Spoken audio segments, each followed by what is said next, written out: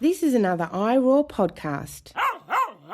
In the days when people used to do CDs and things like that, you would see that if it was a spoken word publication, the fees that would be paid to the recordist, because it's a commercial project, the fees would be, large, because it's, someone's taken all the time, they've created this, they've thought about this, all this work has gone into it.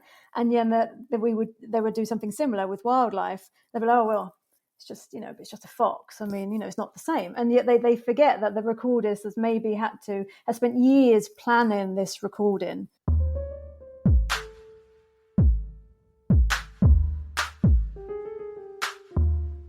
Welcome back to The Animal Turn, everyone. This is season 4, where we're focusing in on animals and sound. Now, straight away, I just wanted to say a huge sorry for this episode coming out a bit late. I know you didn't get anything in December. Things have been a little bit bonkers. So I know I shouldn't be giving you excuses, but I'm going to give you a couple of excuses. One, I've run into some immigration issues myself, so my personal life has been slightly topsy-turvy. So that's kind of thrown me a couple of curveballs, but I kind of got back on track, and I was like, yeah, I'm getting these episodes done. And sometimes you'll have several things going on, and they'll be seamless. You're like, this one goes well, this one goes well, this one goes well. But there's always one where no matter how hard you try, just several things seem to go wrong. And unfortunately with Cheryl, we were just running into hurdle after hurdle. So first came kind of just challenges with setting up the time. My immigration issues meant that I was now dealing with different time zones and staying in my sister's place where she's got 2 kids and several animals. Trying to find a quiet time of day to do these interviews was proving challenging. So I ended up changing my interview times with Cheryl several times, which made me feel quite unprofessional. And then eventually we met, which was fantastic. And we had such a good conversation. Oh my goodness. Cheryl is just a wonderful, wonderful human and really generous with what she was giving and saying. Only to finish the interview and something went horribly wrong with my technical stuff and all of my sound was just gone. So I spent, like 2 weeks trying to figure out how to get that sound back and if it was possible and, speaking to my provider and seeing what was possible. And unfortunately, the long and short of it was the sound was just gone. And I needed to figure out what to do. So do I speak to Cheryl again, or do I try to see if I could make something of the recording? And actually what I've done now is I went back and I listened to the recording and I asked the questions again. And this means that it's not as flowy or as interactive as my interviews normally are. My interviews are not pre-structured. I don't have set questions that I have organized beforehand, with the exception of the quotes and stuff. So it's a free-flowing conversation, which makes kind of reenacting it a little bit difficult. But I gave it a try, and I actually think it's come off fairly well. And I think there's something interesting in having done this. So we're talking a lot about sound in the season and kind of the manufacturing of sound and sound versus reality. And this comes up a lot in the interview with Cheryl. So in an interesting and bizarre twist, kind of having my sound conk out has been really fascinating because I've recreated our interview to some extent. And this says something about kind of how sound is made. So it's not going to be as flowy, but I actually think it's come off fairly well. And a lot of what Cheryl says is really fascinating when thinking about sound archives and the longevity of sound and how archives and history could be used for animal researchers to better understand animals. And I didn't want to lose that, so I made do with what I had, and it's actually really okay. It's good. So let me tell you a bit about Cheryl. Cheryl Tipp is the British Library Curator for the Wildlife and Environmental Sounds. With a background in zoology and library services, Cheryl has spent the past 16 years looking after the library's world-renowned collection of 300,000 species and habitat recordings. She has worked extensively on projects that encourage the creative reuse of archival content, everything from student video games to short films from emerging filmmakers, and she's written widely on the history of wildlife sound recording as well. She's really fun to talk to, and she's a wealth of knowledge, as you'll hear in this interview today. And as someone who works in archives and with historical documents, this was really important for me, I think, in terms of thinking about what different types of material are available. And I've said it before, I think if you're working with animal studies and animal-related content, paying attention to archives and some of the historical details related to them is really important and fascinating. But that's enough blabber for me. I want to say right now, happy 2022 to everyone. 2022 is going to be a good year. I can feel it. I feel it in my bones. So I hope you all had a really great end to 2021 and a beautiful beginning to 2022. And sorry once again for the delay in getting this to you. I hope you understand, and I hope that it comes together well. I'd love to hear your feedback and thoughts on this episode as well as the rest of the season, so feel free to leave a review. But that's enough. Okay, let's get to the show.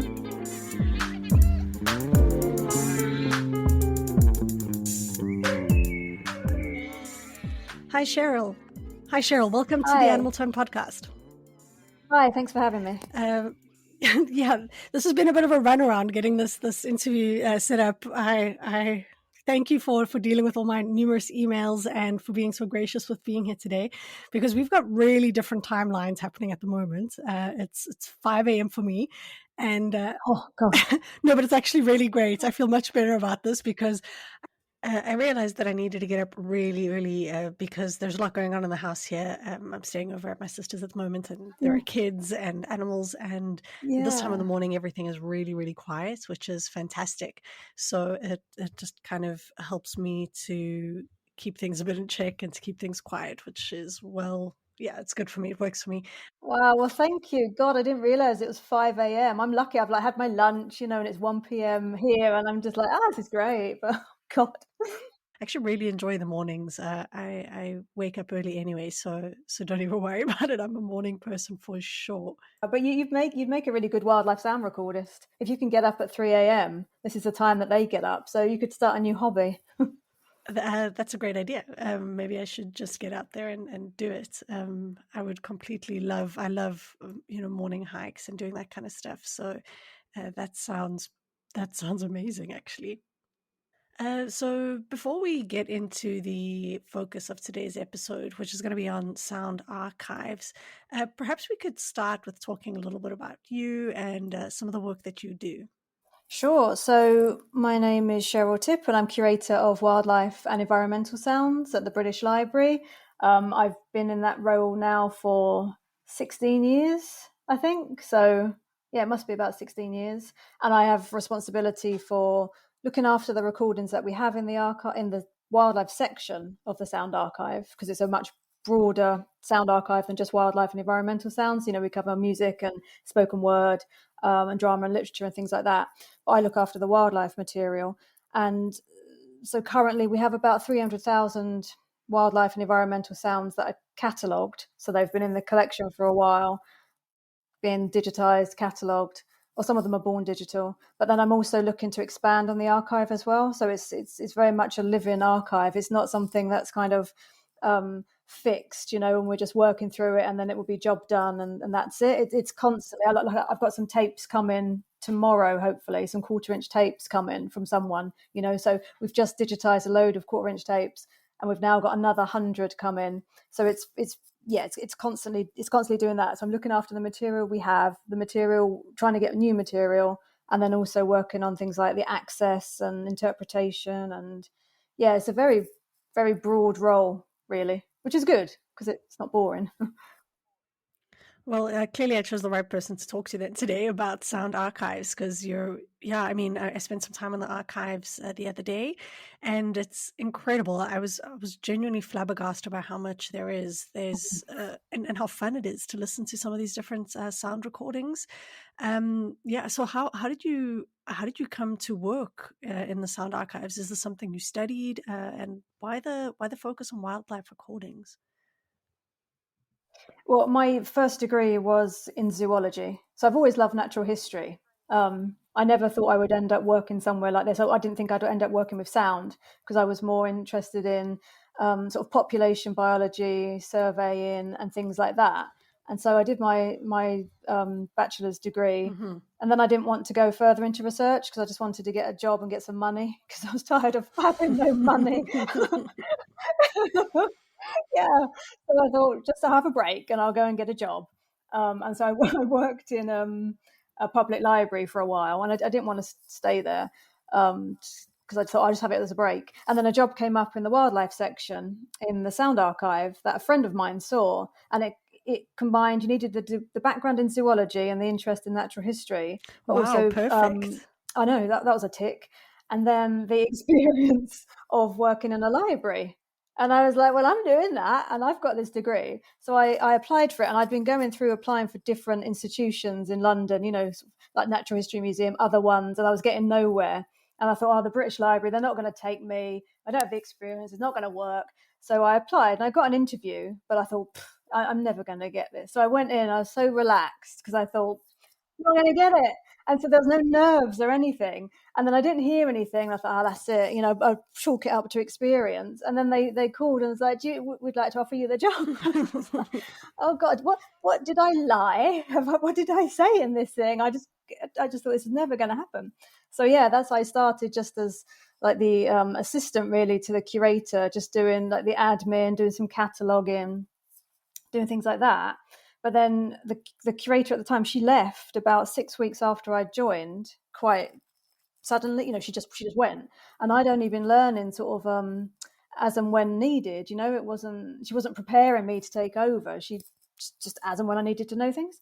And then she went, and I was like, oh my God, I don't like. I've had 6 weeks experience. I'm now managing this massive section, and I was just, so it's either what do I do?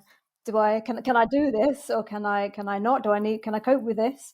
And there was a point where I was thinking, I can't do this. It's too much pressure. A national sound archive. I didn't know what I was doing. It's this very small section in terms of staff. It was literally just like me, and and like my first big job, and I thought, I'm not sure I can do this. But then there was a point I was like, yes, you can do this. Come on, you've good degree. You can do this. And so I was like, yeah, give myself a pep talk.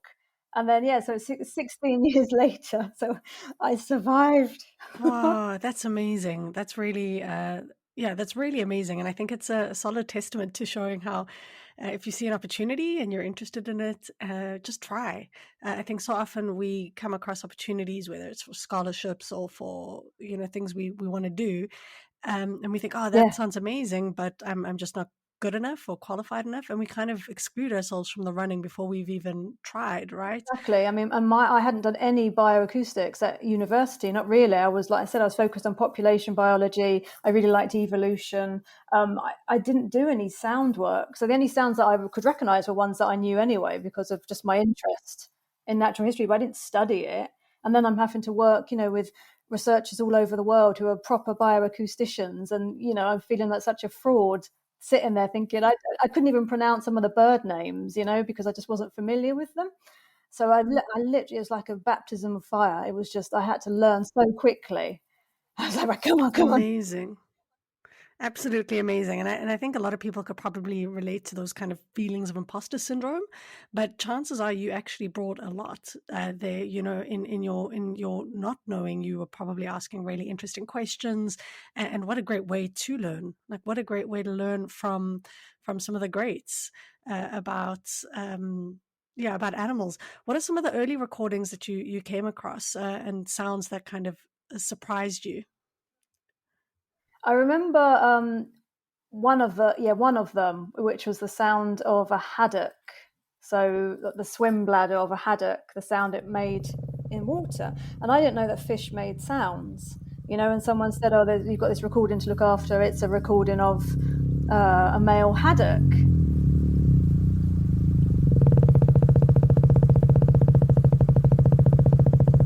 And I was listening to it, I was thinking, this can't be right. And I listened to it, and it just blew my mind, because it was such a strange sound. And number one, I didn't know that fish made sounds, and then listening to it as well, it sounds like a motorboat revving up, like an engine revving up. And so I thought, this is insane. And then I started to think, well, what other strange sounds are there in the archive? So I went off on this little journey trying to explore all these different sounds, because we did have some online at that time. So that was a good way to introduce myself to the collection, just by listening to our online content at the time. And you found these strange birds from South America, from Costa Rica, and then these strange underwater sounds as well, like the sound of a walrus using its the vocal sac that it has in its throat, and all these really strange sounds. And I think that's what really I don't know, made me maybe more intrigued by it than perhaps I was at the start, because I was so sort of like, I don't know what to expect. Yeah, yeah. Fish and sounds are really amazing and incredible. I had never really, I think, given much thought to fish at all, really, until I started engaging with some of Jonathan Balcom's work, and then you start watching things like Seaspiracy, and you just realize there's so much to see and understand with the world, and fish and sound. I mean, some of the things that Jonathan was talking about, the sounds that fish make, because they don't have ears, which I didn't know, but then they also, just because they don't hear in that way doesn't mean that they don't use sound and interact with sound, right? So he's speaking about like electromagnetic pulses and farts and Yeah, vibrations. yeah. It's the variety of sounds that fish can make. Well, I've said that wrong. I mean, I don't mean they have a wide vocabulary per species. I mean, there's so many different kinds of fish that can make sounds, and I only have a fraction of these in the sound archive or in the collection that I look after. So I've certainly got gaps in my collection where I need to fill them. So fish recordings, sounds of fish, underwater sounds in particular, and then you come into the whole area of anthropogenic noise and all of these things. So it's not a finished archive. I don't have all the species in the world. There's so much more that's needed to come into the archive. Yeah, I mean, I think this speaks to some of what we've spoken about in the past with regards to fish and how sometimes fish aren't Mm. viewed or valued in kind of the same way as some other land animals, and perhaps that's because of where we are.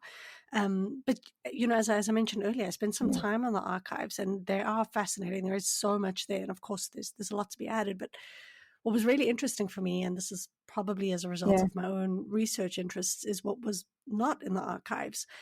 Kind of the absolute absence, I think, of domesticated animals, of cows, pigs, chickens, dogs, cats. That was really surprising to me, that there weren't more recordings related to these types of animals. Yeah, why is that? Why do you think there are so few of these animals in these archives? They should be there. They really should. Historically, we've focused on the wildlife, the wild sounds, wild animals.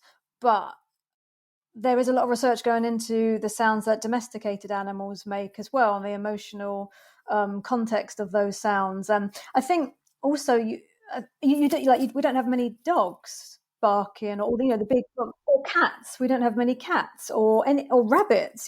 These kind of domesticated animals that we don't have in the archive, and that does also come down to the fact that we receive donations from recordists. We don't commission people to make recordings. We very much rely on donations coming in, and people don't tend to record domesticated animals because they think they're boring, they think they're familiar, they think the archive would be full of these sounds, so they want to go out and get the wild sounds, or the more, not exotic, but the more the different kind of sounds that you can get. But they don't want to record the cat that's sitting on their lap, or the dog that's running around like a maniac with its ball.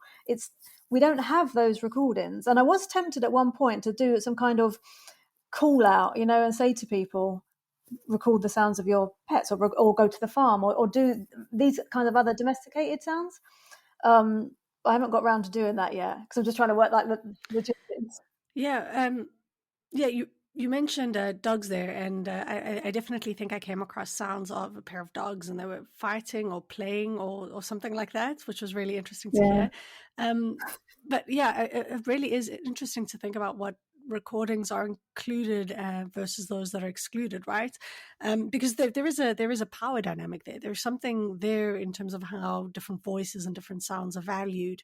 Mm. Wildlife being valued versus domesticated animals being valued. Whose voices are even worth being recorded? Whose voices are worth being, noted or indexed, for example.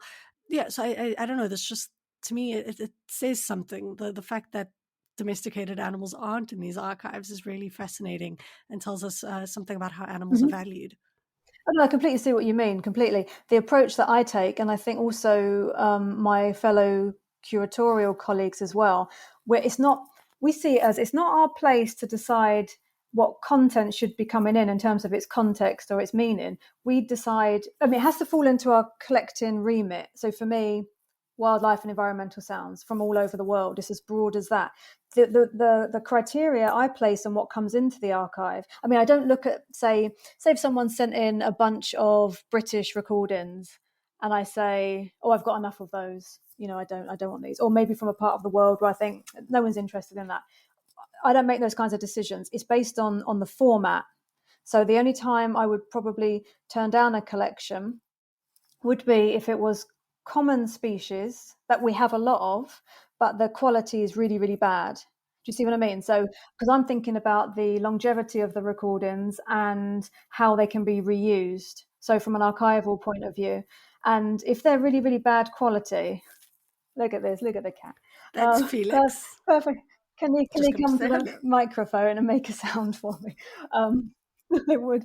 No, it comes down to format. So, we have to think about how much it costs as well to archive all of these sounds, to look after them, to make sure they're properly migrated if they need to be to new systems.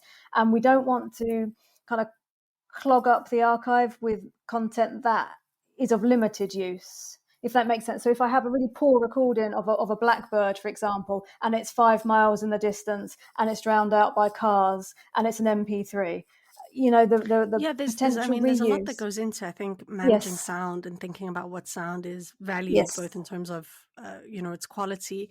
But I guess, I think what I'm trying to ask here is also there's a lot involved in the complexity of what's needed to record sound and keep sound and create an archive. But I think what I was trying to get to here is also thinking about, even what sounds the researchers themselves are submitting to you, so guaranteed, I think if I was a researcher and I had a microphone and I was learning how to record, or I was creating an archive, I think I would probably start with recording sounds around me, right? The sounds of my dog eating kibble, or a cat purring, or, the fence opening and closing. But yet, I don't know, for me, there's something interesting in the fact that people have these recordings, but they're not something that they're submitting to you in the archive in the first place. And that to me says there's, again, something interesting going on here in terms of how different animals are valued. And I don't know, maybe it's because we just don't value the things that are around us, and we think, it's just a normal everyday thing. Yes, no, it does. I mean, people record us when the recordings that they're sending in to us, sometimes they'll come to me and say, oh, sorry, it's only, say if they're British recordists, they'll come to me, sorry, it's only British material this time, because it's so familiar to us. And yes, I do have a lot in the archive, but it doesn't necessarily mean that I don't want more, or the content that they're giving us is not of use. Because if you think about certain things like song development in birds, and particularly ones that mimic, or learn their songs, and pick up sounds from the environment and include those into their songs. In terms of, say, song change over time, or whether a species remains in an area or whether it disappears, because of, I don't know, climate change or habitat loss or things like that. So even the sounds which are to some people more mundane or common or everyday, sometimes recordists won't want to submit them because they think they're boring or we've got too many, but they do have a place. Everything like that has a place.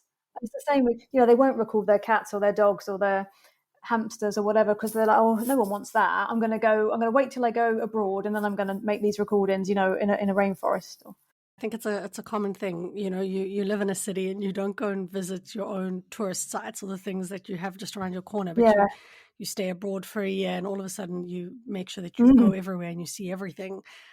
You just don't kind of value what's near you or what you see as common and regular, which is surprising and a shame. Maybe we all need to figure out how to value what's around us a bit more and a bit better. But yeah, so this is really interesting, and it kind of gets me thinking about what kind of recordings you do have as well, and what people have always been recording. So what's the oldest recording in the archive? Well, I know the oldest sound recording we have is from 1910, but it's not from a commercial record, so it was made, indoors in Germany. But the oldest ones out in the field, they'd be from the 1950s, unpublished ones. They would come from the 1950s, and we've been able to work with scientists who are looking at changes over time in vocalizations. So they might look at I always say the blackbird and the nightingale or the skylark, or changes in song over time, or looking at looking for patterns that suggest accents in birds as well. So if you look at, say, for us, you've got the European wren, and they have slightly different songs, or say a slightly different accent depending on where they come from. But you need a large sort of corpus of recordings to test that theory. If you think they're going to have accents, you need a large body of work to test, but it needs to be large, but it also needs to cover a range of years. You need to have the sort of the historical aspect of the world to see, because maybe you can see then when the changes started to happen, because it would take time, obviously, for changes to happen. So you need to have the historical content, but you also need to have a wide variety of content for your statistics to work. Yeah, I mean, I guess that's so important. So we think, oh, okay, you've already got this recording of this animal, but actually it's important to have those recordings of those animals over time. And this is what, Brian Pujanowski was kind of showing us when recording the dawn chorus or recording the same chorus in the same place time and again. It kind of just shows how the soundscape has changed over time. And if you're recording the same place. Yeah, exactly. So, and also if you have places, I mean, we don't tend to have this kind of material. People do ask, but they're interested in whether we have, say for a particular woodland or particular habitat, do we have historical recordings coming up to the present, so they can listen to the sounds and see whether species are, all the species are still there, or whether species have disappeared. So, I mean, that would be very interesting to do, some kind of like monitoring program where you go to the same place every year at the same time every year and record a durational piece and then see what's changed. That would be interesting. And also to go at like different seasons, because how do these sounds change at different seasons and different times of day? These are things I've never thought of before, but it's really been fascinating to think through this during the season. And then it starts to make me think about how to even manage something like this, right? Like making these sounds, recording these sounds. Yeah. If someone wants to start using sound or thinking about sound or creating their own archive, like of a woodland or whatever, how does someone go about creating their own archive? What kind of advice would you give them? I think, it's very cost heavy to set up an archive, and there's a lot of issues around doing it. But certainly if you're making recordings and this is part of your research, or this is like your work in life, yes, you could set up your own mini archive in a sense, your own personal archive, or a departmental archive. And there's a lot of advice out there on how to do these things. There's international associations of sound archives where you can become a member of that, and that will help explain what you need to do if you have tapes or obsolete formats, and things like your metadata, just making sure you capture all the information you need, because if the recordings are just standalone and don't have any contextual information, they're limited in their use. Do you know what I mean? Because it's right, I've got a recording of a common frog, perfect, but I don't know, when it was recorded, where it was recorded, what time of year it was recorded, what was it recorded on. If you have that information, it makes everything so much richer and so much more reusable. So people always, there tends to be a sort of forgetting of the metadata that would go along with it, and the capturing of that and getting that all organized as well. So that's a very, for us, that's crucial to setting up an archive. Yeah, so that's really important. So if you're trying to manage the bigger data and stuff, seek out another organization to help you do that. But at the same time, when you're actually collecting your data, to be cognizant of those important things, like where you're taking it, what kind of sound it is, what it's recorded on. This is really interesting for me, because I've tended to focus overwhelmingly on textual documents and not to think about the senses. And I mean, even with my textual documents, I need to pay attention to where they've come from and how they've been curated. And I don't know, there's just something really interesting to think about animals and sound and how it's recorded in this way, and like how animals have shaped history and have history, right? Like how sound can help us understand animal history, I think is really important. Yes, very much, very much. And there was the pioneer wildlife sound recordist Ludwig Koch. He said exactly that thing. He said that we're so used to using our eyes to learn about things. The sound is always like takes second place to the visuals, and he would always encourage people through his radio broadcasts and through his writing to try and just stop for a minute and just focus on the sound, because you can learn so much from the sound itself, and it can do so much for you. But yeah, we do, and we do this at the library. We try and through events and things like that, just show how much you can get from just the sound. You don't need to be looking at images at the same time or doing something else and just having the sound seen as a secondary thing. The sound, just even if we just all get together, we do an event where everyone just sits in a room and the lights go down, you've got no other distractions, and you just play the sounds for 40 minutes, maybe 50 minutes. And yeah, it's interesting to see what a response or what effect it can have on people, just with no other distractions, just listening to the sound. I remember years ago walking past a place that had a restaurant, and you could go into this restaurant and they would switch off all the lights, and you would sit in and you would eat your food, and someone would bring the food. I think they had like special goggles on, and they'd bring the food to you and you would eat it, and you wouldn't have your sight to figure out what you were eating. You would just have your sense of like touch and smell and taste. And it's interesting to think about how differently attuned your senses are when you disavow your sight for a bit. Yeah, it does, because otherwise, even if you are listening to something, you're looking around, you're never just vacantly staring at something. You're looking around, and then you'll see something and it'll trigger something in your mind, so you'll go off course a little bit, whereas if your eyes are shut, you just have to listen to, or if you're in the dark or something. This is why it was In the Dark Radio. Was we used to collaborate with this organization doing listening events in the library. And yeah, it would just be it. You turn the lights down, cool, so that you're not going to damage yourself. If you have to go to the toilet or something during a break, you can still see where it's not completely pitch black, but it's there's not a lot of distractions. I think something definitely does happen. This makes me think a little bit about Machiavelli with what he was talking about with his master's voice, when he speaks about the dog leaning in, and you kind of see the dog leaning in. And what does it mean to lean into the sound, to really pay attention to sound, to not pay attention to your visuals? I think that's really fascinating. So this idea of leaning in and listening makes me think about archives. We've spoken a bit about why they're important in terms of understanding animals over time.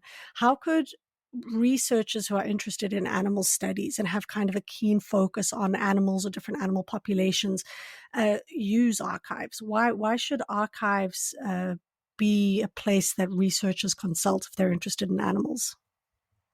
Well, I think it depends on what they're studying, but if you're looking at, say, for example, if you're looking at taxonomy and you have a suspicion that the way a current group of birds is classified is incorrect, there's three different things that you'll need to look at. You need to look at their the sounds that they make, their morphology, where they occur, and their DNA. So you combine all of these different aspects together and use those four different criteria, I suppose, to see whether or not the original classification is correct. Now, you're not, if you're looking at a massive group of birds with a wide range, you're not going to be able to go out yourself and make all of the recordings that you're going to need for your research. Mm-hmm. So if you can go to an archive where other people have done the work for you, in a sense, and you have all the metadata that says where the birds were recorded, what time of day, who recorded it, when, you've got all of that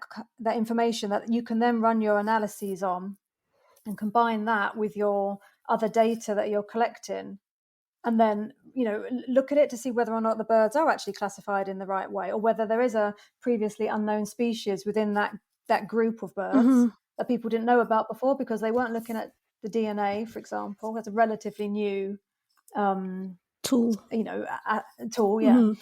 And you combine all of these things together. So it does depend on what the researchers are looking at, but certainly we have been able to help with a lot of taxonomic research that has gone on over the past 20 years, probably, where birds have been reclassified thanks to recordings that are held within archives. Interesting. So that's just one example of why researchers might want to come to archives. And also, I mean, it's not just researchers as well. It's other people that are trying to make a point, whether it's through education,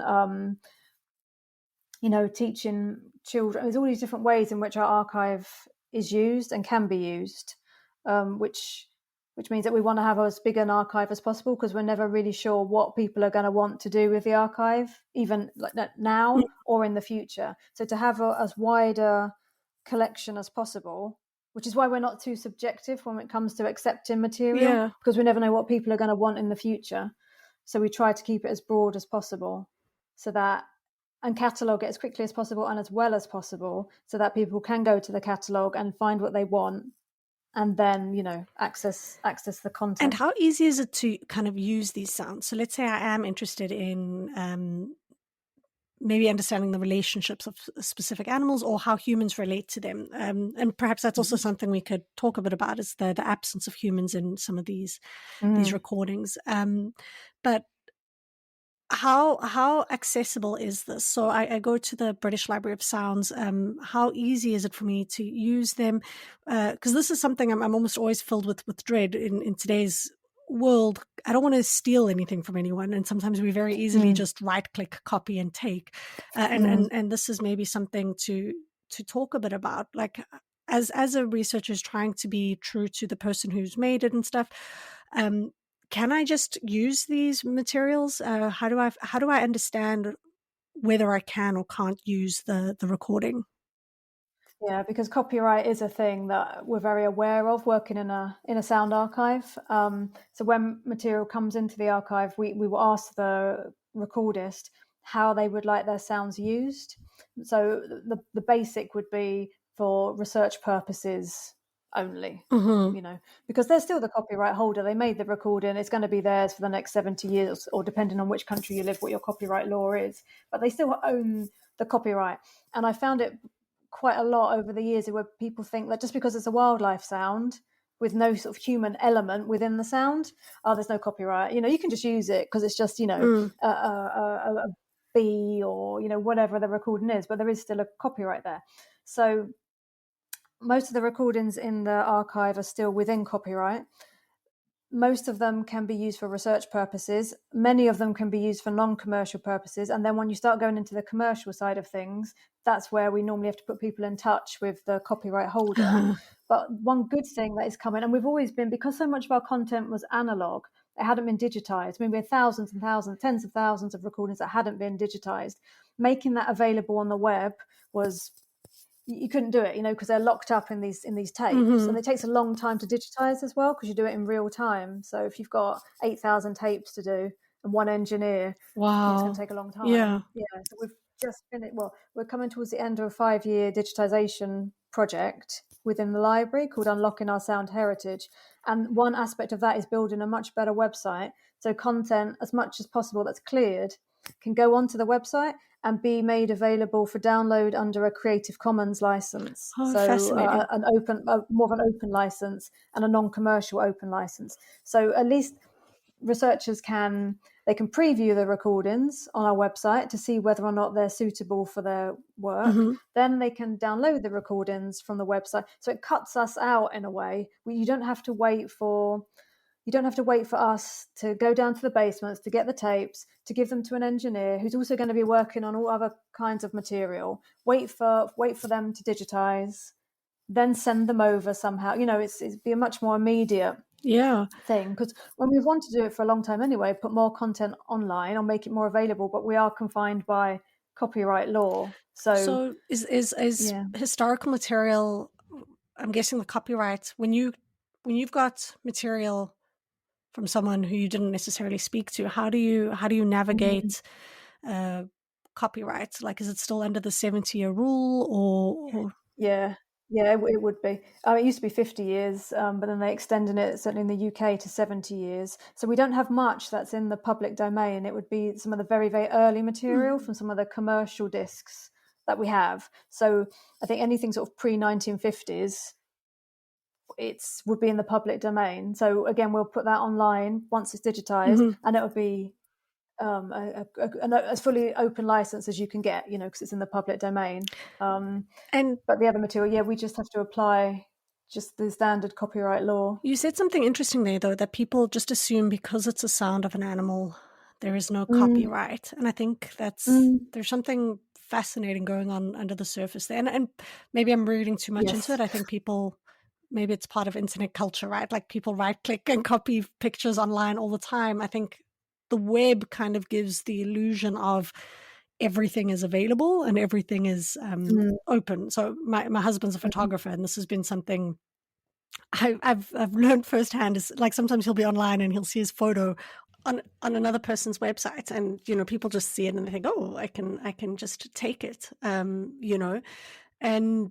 maybe this is something going on with animal archives and sounds too. Is because it's an animal sound, you just think, oh well, it's an animal sound, so I can just take it. Yep, I agree with you. This is a problem that well, not a problem, but this is something that I've faced a lot over the years, is that it's almost as if the wildlife sounds that I look after, in some people's eyes, it's almost as if it's like a poor relation to something like, music, something more cultural, some or oral history, or something more deep and meaningful. So you wouldn't dream of using I don't know, like we have a lot of material online, so you've got testimonies from Holocaust survivors, you've got people who have suffered from AIDS, you've got all of these things which are very, very heavy and very, very seen as incredibly important, which they are, of course.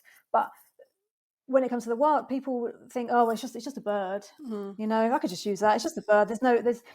It's almost seen as a sort of as a secondary importance to something that's created or has human content within it, whether it's poetry or I've seen that as well. I've seen it even, when people are wanting to release something, maybe in the days when people used to do CDs and things like that, you'd see that if it was a spoken word publication, the fees that would be paid to the recordist, for because it's a commercial project, the fees would be,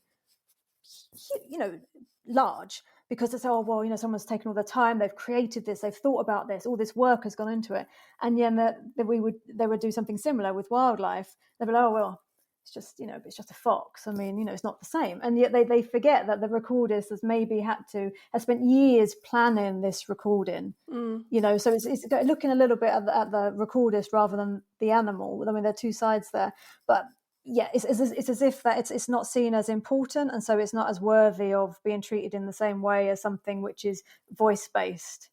So I've seen that.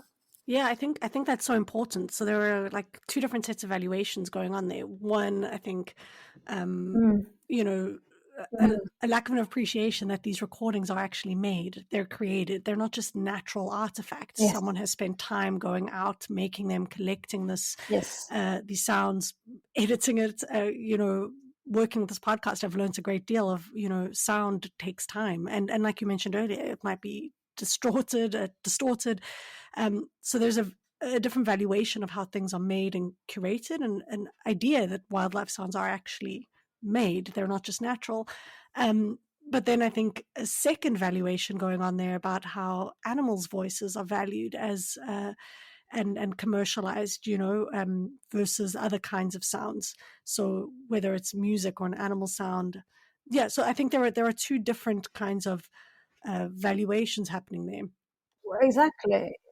I mean, the amount of time and effort and money even that sound recordists will put into making a recording, and you can't.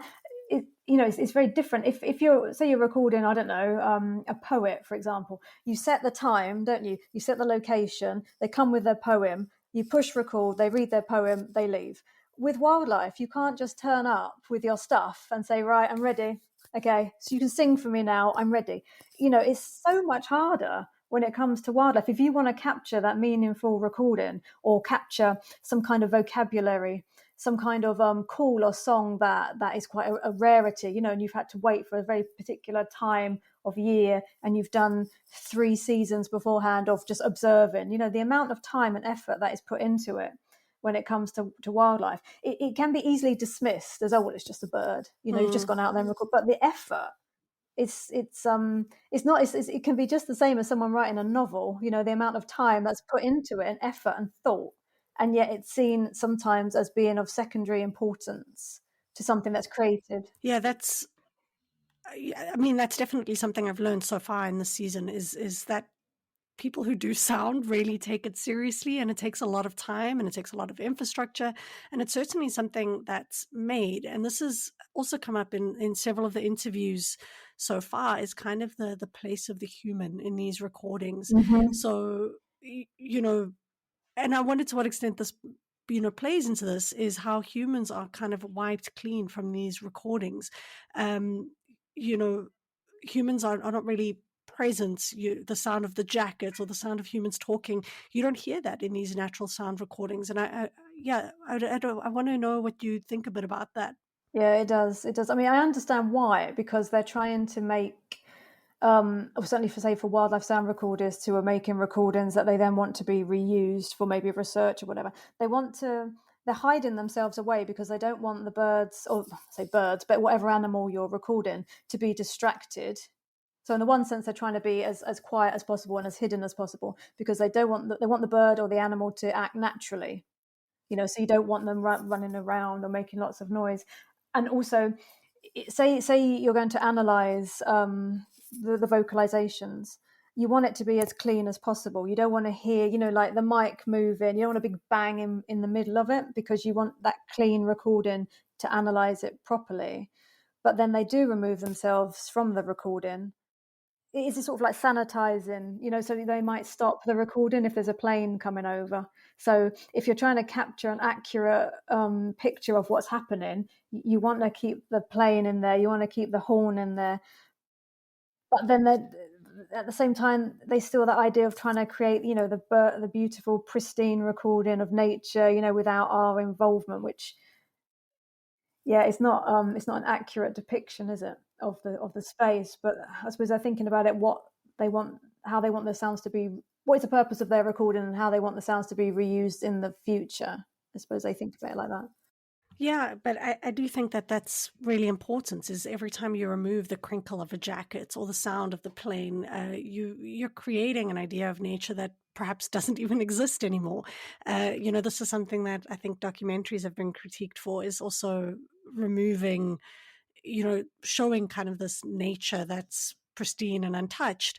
But I have to wonder what kind of recordings you'd have if humans were kept in that, because the jacket is crinkling, or the clicks are happening, or the footsteps are happening, and the planes are happening, and they are part of this natural environment, and they do change how these birds sound, right? So earlier you spoke about how vocalizations change. The presence of humans changes those sounds. So maybe just being there is changing how they sound and how they interact with the environment. But by scrubbing ourselves from these recordings, we don't maybe get that picture. We remove ourselves, so we lose something there, I think, in understanding what we're actually hearing. And again, this speaks to some of what you were talking about earlier, and what's come up time and again, is that these are created to some extent, but it does make me think a bit about what's going on here. Interesting what you say. I mean, when it comes, we always encourage people, if they've done longer recordings, we encourage people not to edit them, because maybe there has been a car that goes past and they don't like it, that's ruined their recording, so they may be tempted to edit that out.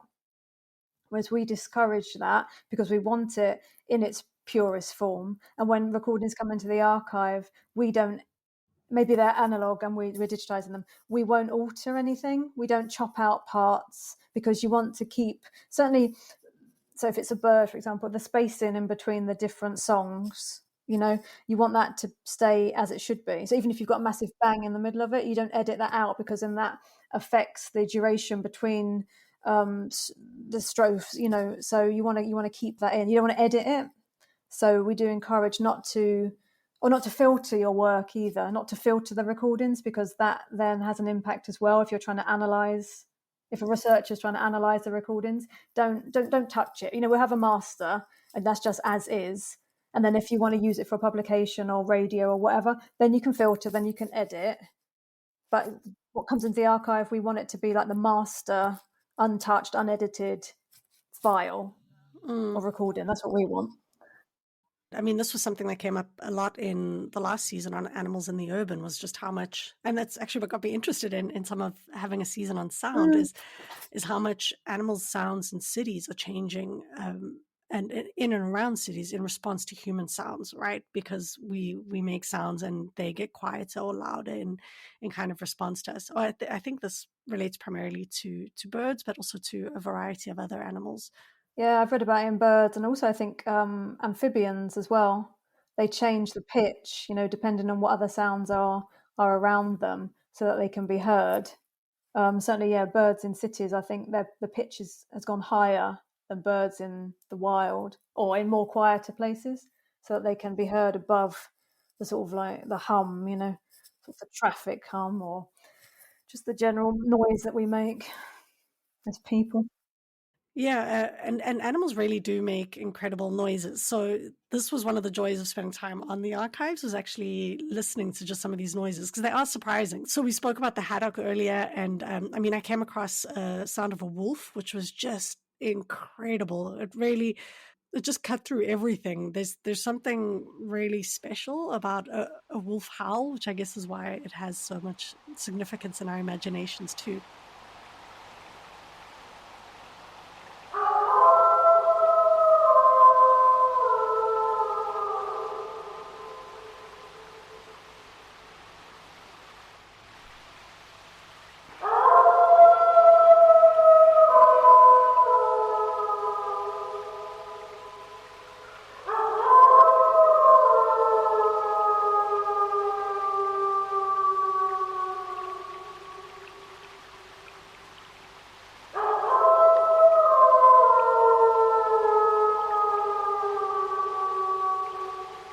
So I spent some time, I just kind of got a bit lost in the archives listening to these sounds and trying to imagine and be with them for a bit, which was really brilliant. And this got me thinking a little bit about what is your favorite sound? Do you have a favorite sound or a sound you'd like to share with us today? There's so many, and every time I do my job, every time I work, I will change my mind. I mean, there's so many, but I think one of my favorite ones, it just sounds like such an insane little bird, is a South American bird, or I think it's from Costa Rica, called the Montezuma oropendula.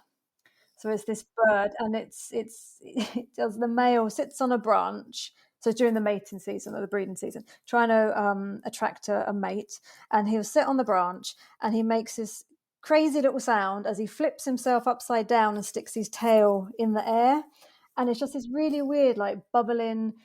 It just sounds. I have to send it to you to play or something, because I just love it. Every time you feel a little bit down or something, just listen to this bird, and it sounds like he's having a really good time as well. It's just such a strange. It's like he's just going woo.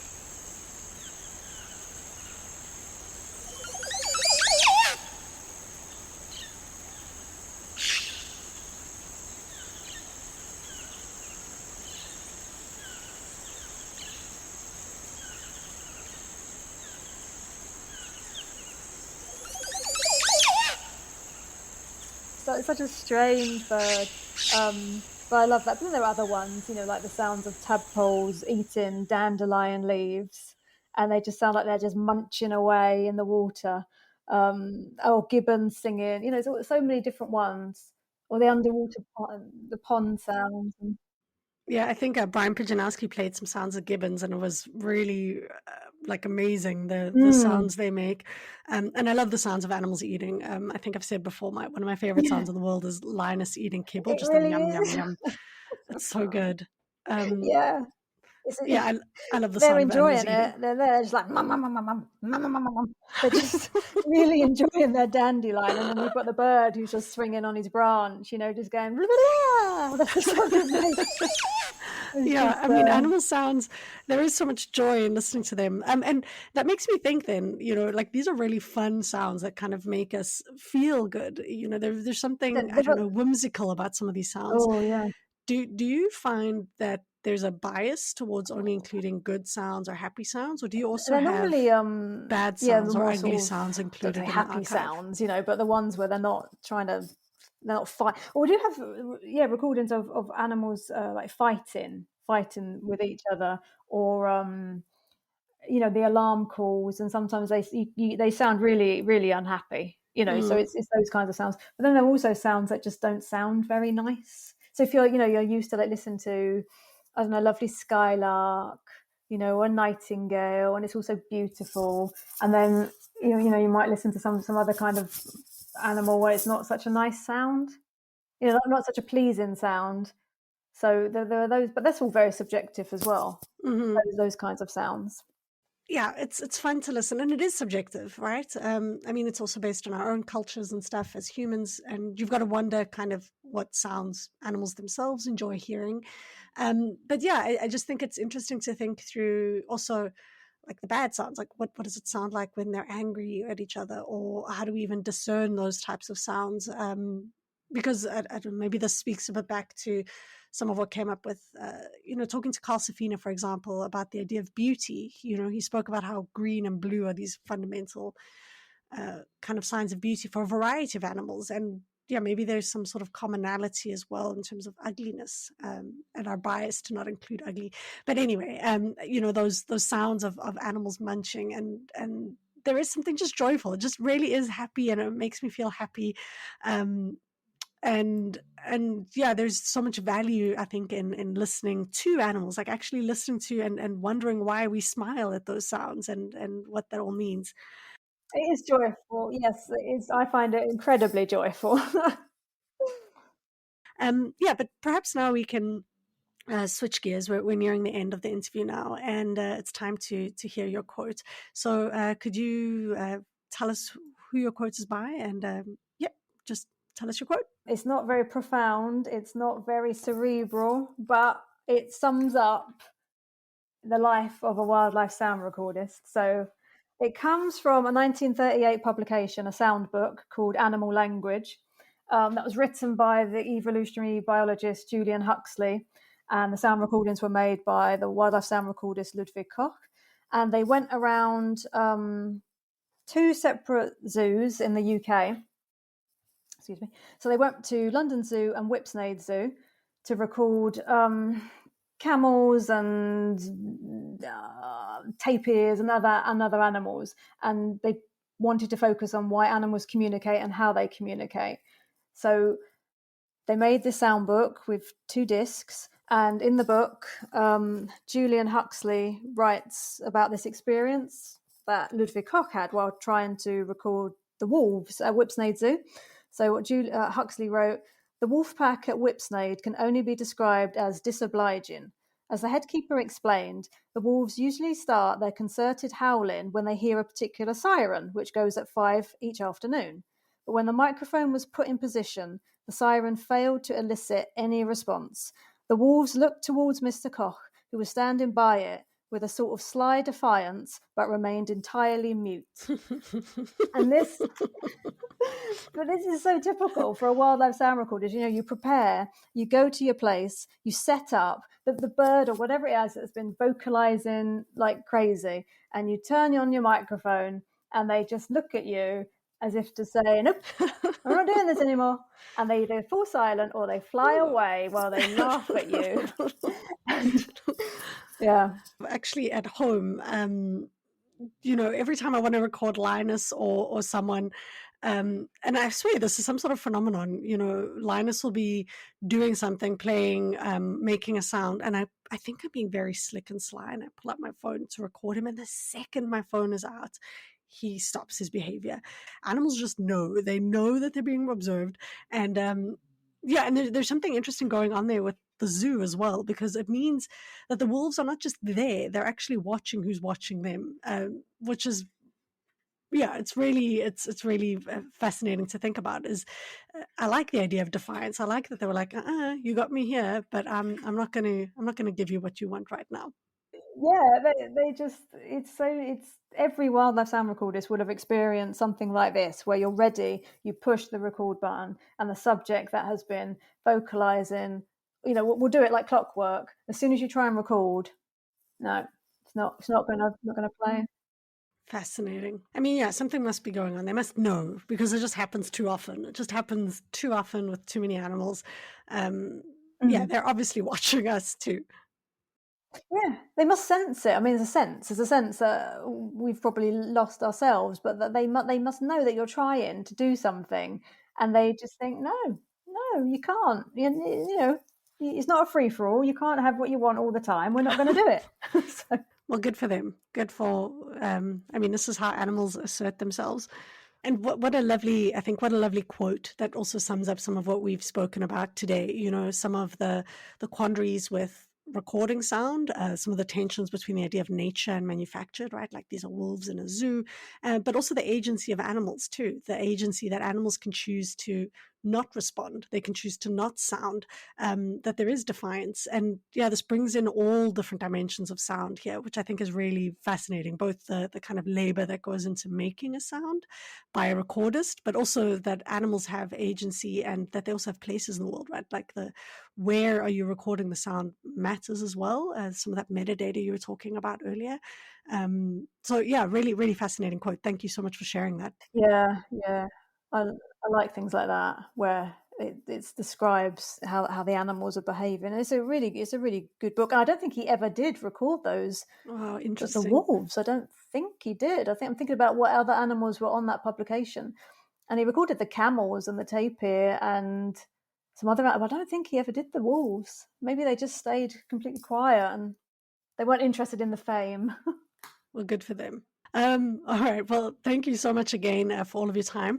As we wrap up here, perhaps you could tell us a little bit about what you're working on now, and if people want to get in touch with you, how they could do that. Well, at the moment, I'm doing a variety of things. We've just wrapped up a crowdsourcing project on Zooniverse. So that's a metadata project linked with some sound recordings that we had made in Ontario and Canada. So the guy that made the recordings of the grey wolf that you listen to on the website, some of his collections, they come with a lot of metadata, but our cataloguers haven't had time to capture everything. So we went and put it onto Zooniverse just to see how that worked. And that's just wrapped up. That's 1,100 recording sheets that have been transcribed by lovely volunteers for us.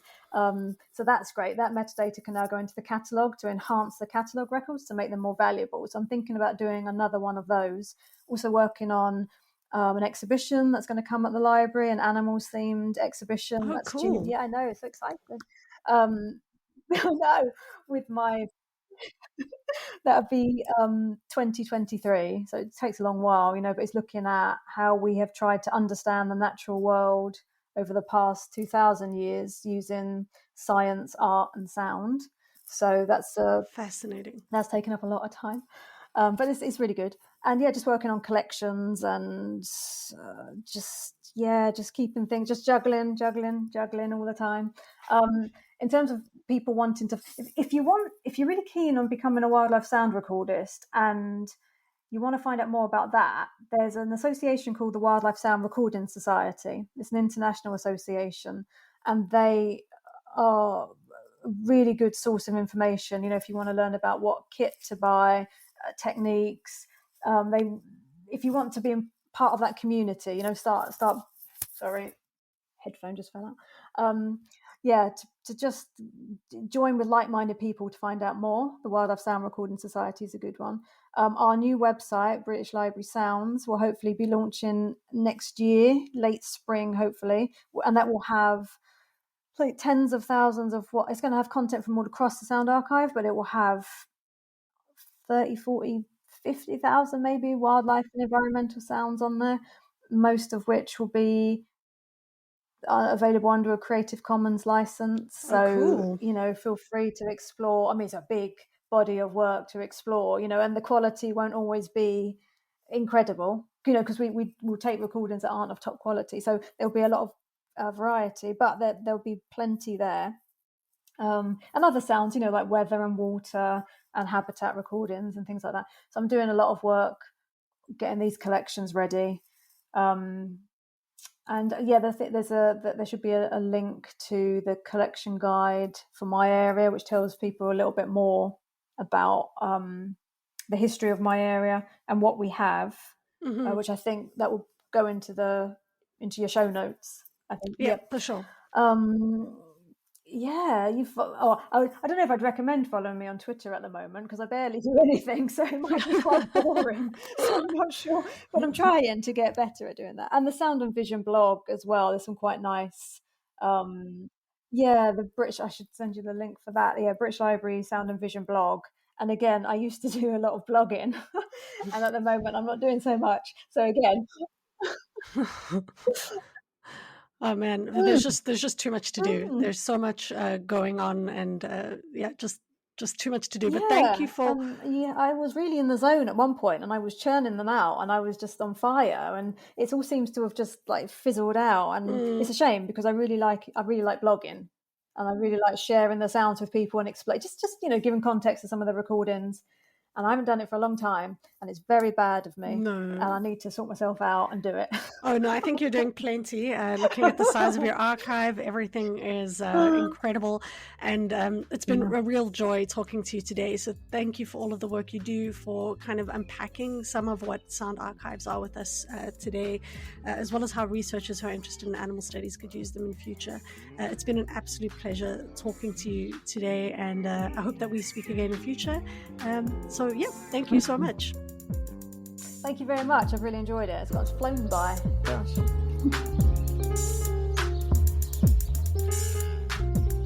Hi, Hannah. It's so great to have you back on the show. I know we've had a little bit of a break. I hope Happy New Year. I hope you had a lovely break. Yeah, thank you. You too. And today's highlight is particularly special because you know an awful lot about this animal. I just know a thing or two. I don't know about that. No, I think it's a bit more than a thing or two. So today we're going to be talking a bit about the ivory-bill woodpecker. So yeah, why don't you take it away? All right. Well, yes, as you say, it's a special one because the ivory-bill woodpecker is in large part the subject of my PhD thesis, and especially their sounds. So I want to use this opportunity to talk about them. Of course, only a brief glimpse, but hopefully people will find it interesting nonetheless. So to introduce you to ivory-bill woodpeckers, if you don't know about them, they are, or perhaps were, large, striking woodpeckers that were the second largest in North America, and they can be found in the southeastern swamps of the USA as well as in Cuba. And they're a type of Campephilus woodpecker, and people call them the Lord God bird or Holy Grail birds due to their kind of striking size and plumage, but also their incredible rarity. So on that note, they haven't been conclusively seen, they say, since 1944, but that fact is hugely debated. Some people think that they're still around quite strongly and even say that they've seen or heard them with their own eyes or their own ears. And they're currently the subject of this huge kind of raging legal debate because the US have claimed, the US Fish and Wildlife Service say that they're extinct. Other people say they're not. So there are these kind of public hearings and other stuff going on at the moment. So really fascinating species in that sense, but also just a fascinating species in their own right, regardless of all of that. And so I want to talk about their sounds today. So they have two kind of principal sound making strategies. So the first are calls, which hopefully we'll be able to hear a clip of. And those are kind of these nasal sounding notes, which I don't know, before I started studying this, I don't think I'd ever thought about what a woodpecker would sound like, apart from like pecking. But they make these quite kind of weird otherworldly sounds, and people say that they sound like a children's toy trumpet or the sound of someone blowing through a clarinet mouthpiece, which is quite specific. But if you have a clarinet mouthpiece at home, blow through it and you can sound like an ivory-billed woodpecker. Wow. So yes, their vocalizations, people call them Kent calls, because we kind of talked before about the ways that people describe bird sounds, and that was they're supposed to sound like Kent, the word Kent. But gosh, now I'm trying to imagine someone blowing through a clarinet saying Kent, like okay. They try and make these things to make it sound like make you easier to imagine, but sometimes I think it actually makes it a little bit harder. It's like a good mental activity. What is it? What is? I mean, I guess I first have to understand what a clarinet sounds like. Okay, I'm definitely going to have to find some clips here. Not just a clarinet mouthpiece. It's very specific. Okay, Sorry, I interrupted you there. No, go ahead. And so that's one of their kind of main sound making strategies. And then the other one is, of course, as a woodpecker, they use their beaks to, or bills rather, to hit against usually wood, but increasingly woodpeckers in general kind of use artificial structures too. But with ivory-billed woodpeckers, they use the sounds they make are called double knocks, and these are loud, rapid knocks that are made by 2 strikes of the bird's bill against a wooden substrate. And usually this is a display, an alarm, or a contact signal. But these sounds of the ivory bill have never been conclusively recorded, but we know about them from like written accounts as well as other Campephalus woodpecker species that still exist in South America. So I want to go on a little bit of a tangent about the pecking and the blows of woodpeckers in general, because we've talked a lot about kind of the calls and the sounds the animals make, but not so much about their kind of mechanical sounds. And of course, these are very integral to many animals' sonic worlds as well. Given all the knocks and blows and drums of a woodpecker, and that are integral to a woodpecker's way of life, you might find yourself wondering, don't they get headaches with all of that? With all of that pecking with their heads against wood? I found myself wondering just that. So, they have this reaction animal book series. There's one called The Woodpecker by Gerald Gorman, and he kind of talks about this and talks about all these anatomical adjustments that woodpeckers have, which means specifically that they don't get headaches. So like where their bill is placed, how thick their skull is.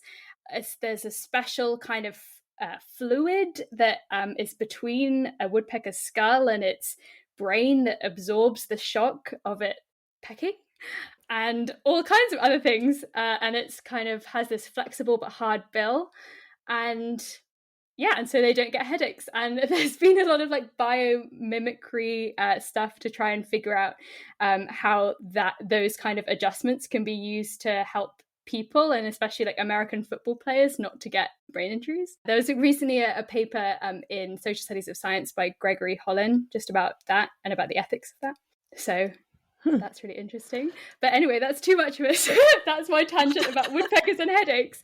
But quickly, considering this week was about sound archives, so that's why I wanted to talk about the ivory-billed woodpecker, because there is only one sound recording, or one kind of series of sound recordings that exist of the ivory-billed woodpecker. And it was taken in 1935 in Louisiana by ornithologists from the Cornell Lab of Ornithology. And this recording just has those kind of weird clarinet mouthpiece calls, as well as some drumming. And you can now listen to these on the Cornell's Macaulay Library website. And it's just cool in its own sense, because we don't really have a lot of sound recordings of presumed extinct species, because sound recording technology is so new. But kind of very sadly, the number of recordings that we have of extinct species is growing, because there's so many kind of recently extinct species. And so, yes, don't have a lot of time to go into it here, but it's kind of my feeling that this sound recording has really quite radically changed the event of the ivory bill's extinction. And one of the reasons for this is that there are all of these people trying to kind of prove the persistence of the bird, and to try and locate it in the field. And one of the ways that they do that is through this process called playback, where they kind of go on the Macaulay Library website and find this 1935 recording, and they play it in forests to try and elicit a response from surviving ivory bills. And many of these people claim to have gotten responses from ivory bills to this kind of historical recording, which is really kind of amazing when you think about this kind of intergenerational communication between like a 2022 ivory-billed woodpecker and a 1935 ivory-billed woodpecker. And even if it isn't ivory bills, like there are cases in which they think that because of this playback technology, then other birds have or can like learn the calls. So like blue jays can then like mimic these ivory-billed woodpecker calls that have been played to them. So it's kind of like almost reintroducing this sound into the forest. Gosh, that's interesting. Because yeah, I mean, that's not even something I spoke about with Cheryl, was kind of the idea of intergenerational communication with sound archives, right? Like we spoke very much about how I think humans are using these archives and how animal studies researchers could use them to better understand animals. But that's obviously then to kind of have this idea that animals are one, like, monolithic, and that one animal's call can necessarily help. I mean, I do think they can help us to understand a variety of different species, but of course, over that kind of period, that kind of time frame, animals are going to have changed, right? Maybe we speak about culture, we speak about these ideas. Obviously, there's going to be shifts in these calls, and that's really interesting. Like, how would I communicate to someone? I mean, I guess I have communicated to people from, but there's still intergenerational differences, right? There's cultural differences across time, across age. So that's really, I hadn't thought of that. That's fascinating. Yeah, well, so cool.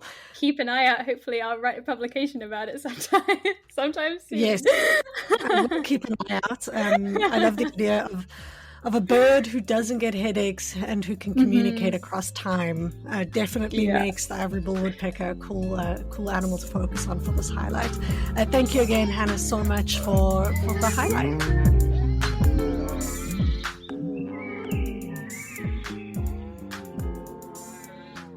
A huge thank you once again to Cheryl Tipp for being an amazing guest. Even with all of the back and forth and the things that went wrong, I think things turned out really well. So thank you, Cheryl, for all of your time and for your patience with me. Thank you to Hannah Hunter for doing an incredible animal highlight. Once again, to Jeremy John for the logo and Gordon Clark for the bed music. If you haven't done so already, please make sure that you check out our YouTube channel. And I'm currently rolling out a thing called Quick Clips, which are short video clips from some of the interviews from season 3. I'd love to hear your thoughts on these. It's something that we're busy developing, so if you like it, let us know. If you think there's room for improvement or things you'd like to see, let us know too. My husband, Oliver Hertenfelder, is actually helping me put these together, slowly getting things together in bits and pieces. With looking ahead, I wanted to point everyone to the Animals in Philosophy, Politics, Law and Ethics website, A.P.P.L.E. A.P.P.L.E. currently has calls out for postdocs. If you're in the market for a postdoc and you're looking for a great place to call home for a little while, consider joining A.P.P.L.E. and submitting an application. They're due in February. And you'll be working with Will Kimlicka and Sue Donaldson. So definitely well worth it. I cannot tell you how supportive and wonderful they are as mentors. So have a look at that application, send in your application, and also maybe just hang out a bit at the A.P.P.L.E. website and see what they've got on offer. And while I'm drawing attention to them, I also just want to say a huge thank you to the other sponsors in the show, which is SAP Lab and the Sonic Art Studio, both of which are labs at Queen's University that deal with sound in different ways. So yeah, really, really exciting stuff happening. And I hope you go and check it out and let me know what you think. Okay, that's it for me, everybody. This is The Animal Turn with me, Claudia Hertenfelder.